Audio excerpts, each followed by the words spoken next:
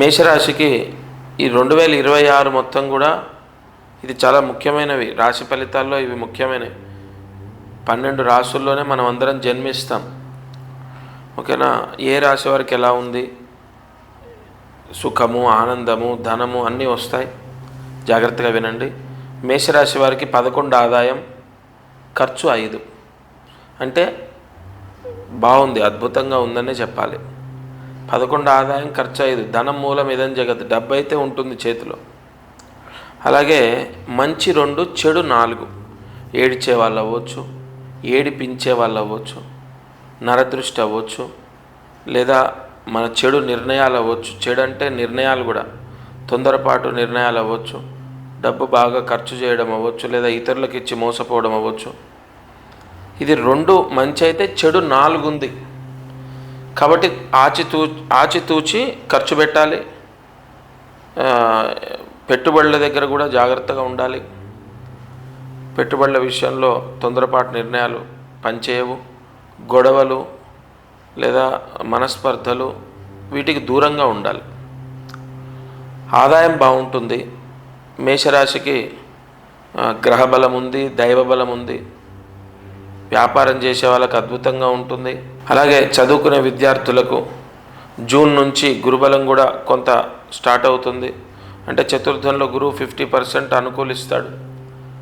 తృతీయ గురువు నుంచి చతుర్థంలోకి గురువు రావడం, అది ఉచ్చస్థితిలో ఉండడం.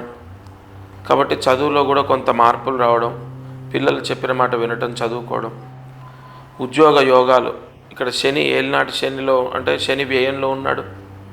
ఏలినాటి శని, గురువు శనిని వీక్షించడం ద్వారా మేషరాశి వారికి శని దోషం తగ్గుతుంది.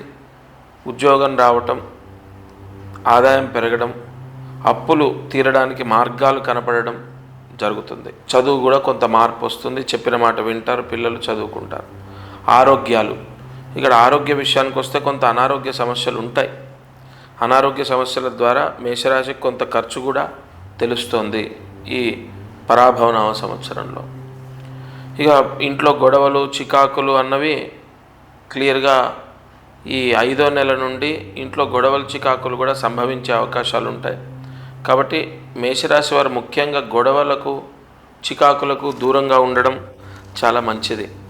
ఇంకా ఇక్కడ మనం మేషరాశి ఫలితాన్ని చూసుకుంటే లోన్లు పెట్టుకుంటారు, లోన్లు వస్తాయి, ఇల్లు తీసుకోవడం జరుగుతుంది, లేదా స్థలం తీసుకోవడం జరుగుతుంది.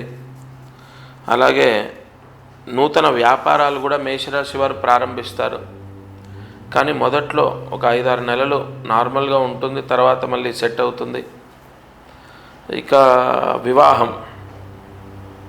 వివాహ విషయానికి వస్తే వివాహం కుదిరే అవకాశం ఉంది. కానీ సెప్టెంబర్ తర్వాతే వివాహాలు కుదిరే అవకాశాలు కనపడుతున్నాయి. అలాగే మేషరాశి వారికి కోర్టు సమస్యల ద్వారా కొన్ని చికాకులు ఉంటాయి ఈ 2026. ఇక మిగతా విషయాలంతా కూడా పర్వాలేదు. ఇల్లు కానీ, స్థలం కానీ ఏదైనా అమ్మాలి అనుకుంటే మాత్రం ఈ సంవత్సరం అమ్మే అవకాశం ఎక్కువ కనపడుతుంది. జూన్ తర్వాత ఇల్లు లేదా స్థలాలు అమ్ముడుపోవటం, తద్వారా అప్పులు తీరటం, లేదా ఆ డబ్బుతో ఏదైనా శుభకార్యం చేయటం తప్పకుండా జరుగుతుంది. ఆస్తులు అమ్ముకోవాల్సిన పరిస్థితి అయితే ఏం రాదు. మీకు మీరుగా అమ్మి ఏదైనా పెళ్లి చేయటమో, ఇల్లు కట్టడమో, లేదంటే అప్పులు తీర్చుకోవడమో చేసే అవకాశాలు ఉన్నాయి. ఇక విదేశాల్లో ఉన్న వాళ్ళకు ఎలా ఉంటుంది అంటే, విదేశాల్లో ఉన్న వాళ్ళకు బాగానే ఉంటుంది. ఈ ఉగాది నుంచి విదేశాల్లో వీసా ప్రాబ్లమ్స్ తగ్గడం, జాబులు రావటం, విదేశాల్లో కొంత ఒత్తిడి తగ్గడం మేషరాశి వారికి, విదేశాల్లో ఉన్న వాళ్ళకు కూడా బాగానే ఉంటుంది. చదువుకునే వాళ్ళకు కూడా ఓకే. ఇక మనం అన్ని విషయాలు తెలుసుకున్నాం. మేషరాశికి నాకు తెలిసి 2026, 25 కన్నా బాగానే ఉంది అని చెప్పాలి. ఎందుకంటే ఏలినాటి శని వల్ల చాలామంది మేషరాశి వారు ఇబ్బందులు పడ్డారు. అటు వైవాహిక సమస్యలు అవ్వచ్చు, లేదా ఉద్యోగాలు కోల్పోవడం అవ్వచ్చు, ముఖ్యంగా ఆర్థిక ఇబ్బందులు, ఆరోగ్య సమస్యలు. ఈ శని గురువు యొక్క దృష్టి ద్వారా కొంత ఏమని చెప్పాలంటే, ఇప్పుడు మనకు హాని చేయడానికి తక్కువ అవకాశాలు ఉంటాయి. అంటే ఇప్పుడు ఒక వ్యక్తి శనిగ్రహం ఒక పాపగ్రహం కదా. ఒక వ్యక్తి తండ్రి లేడనుకోండి, మనం ఇష్టం వచ్చినట్టు అంటే సిగరెట్ అలవాటు ఉన్న అబ్బాయి సిగరెట్ తాగుతాడు. అదే తండ్రి వచ్చి ఆ అబ్బాయితో ఉన్నాడు అనుకోండి, ఆ సిగరెట్ తాగుతాడా? తండ్రి అంటే భయం కదా. అలానే గురువు చాలా బలమైన శుభగ్రహం. గురు దృష్టి శనిపైన ఉంటుంది కాబట్టి ఎక్కువగా బాధింపజేయడానికి ఆస్కారం తక్కువ ఉంటుంది. ఓవరాల్గా 2025 కన్నా కూడా 26 బాగుంటుంది. అలాగే మేషరాశి వారికి మనకి ఈ దోషం ఉంది, అలా ఉంది, ఇలా ఉంది అని చెప్పుకున్నాం కదా. కంగారు పడాల్సిన అవసరం లేదు. ఋషి వాంగ్మయంలో ప్రాయశ్చిత్తాలను మనకు అందించడం జరిగింది. ఏ దోషమైనా మనం భయపడక్కర్లే. భగవంతుడన్న శక్తి హరింపజేస్తుంది.